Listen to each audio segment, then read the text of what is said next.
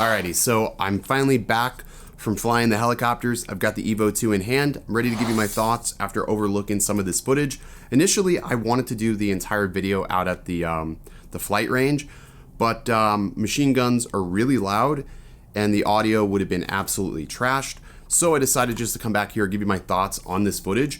In overlooking the footage, I think it looks great. It's crazy sharp. Now, keep in mind that this video that you are watching right now was downsampled to 4K. So it's 4K 24 frames per second, but the footage was shot in 8K. Now, the thing I love about 8K is that you can really punch into shots without losing a lot of pixels, which makes this thing very, very capable. Now, just standard disclaimer, the helicopter pilot allowed us to fly the drone. He was in constant communication with us in all of these clips. So there was nothing that was in any sort of violation. So just want to throw that out there. We were also over private property for all this stuff. So what are my first impressions and thoughts of this drone? Well, first off, the build quality is absolutely amazing. It just feels so much more substantial than the EVO 1. The arms and everything are very familiar, but the fact that it's no longer a glossy top is such a win. I love this flat sort of orange peel look. I'm glad they listened. The battery is now redesigned so it slides in. Whoop. Slides in. It's also a huge, huge battery. This is 7,100 milliamps. I'll bring that in here so you can see. So 7,100 milliamp hour battery. It's great. Slides in there really easily. You still have to like press it, long press and hold it to power it on. So if you are traveling, you're probably going to want to take this out. New ESCs all the way around. It's definitely much faster.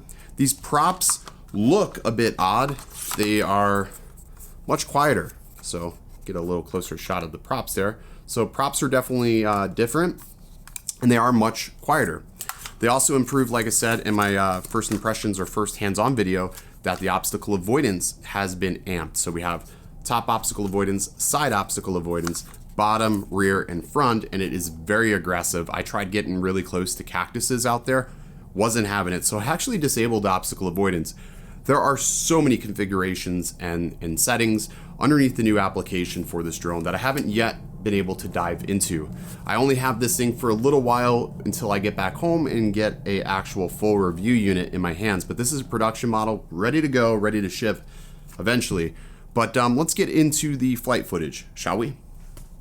So when looking over the footage, I love the color science on the EVO straight out of the camera. I feel like it's very natural, not overly saturated, good dynamic range, solid pixel density. It just makes for a very, very pleasing shot. Another thing I just want to touch on really quickly is the fact that don't have any horizon tilt right out of the gate. The horizon was perfect.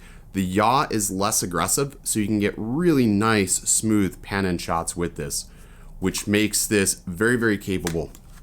The controller is the same controller as the previous generation. The internals have been amped up. It does get better range. I did notice the image transmission signal was much stronger. Now, granted, I was out in the middle of nowhere, obviously, but still, it was better. I was able to push this thing pretty far through the mountains. But all in all, the new application, which we will do a run through of eventually, so much better. But yeah, those are my thoughts on the EVO after flying it for the first time. I'm really impressed with the 8K footage.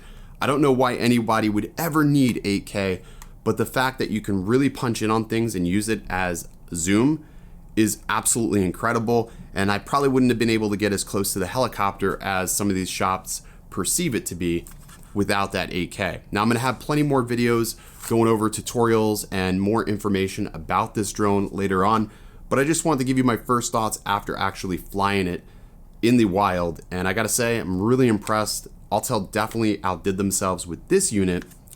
And yeah, can't wait to fly it more and get the other versions of the camera in hand to test those against this version. But anyways, that's gonna do it. If you guys have any questions, let me know. When I do get back home to Florida, I do plan on uploading the full 8K images to a Google Drive so you can check them out for yourselves and try to play with them and punch in and on them just like I did. But that's gonna do it, guys. As always, stay original.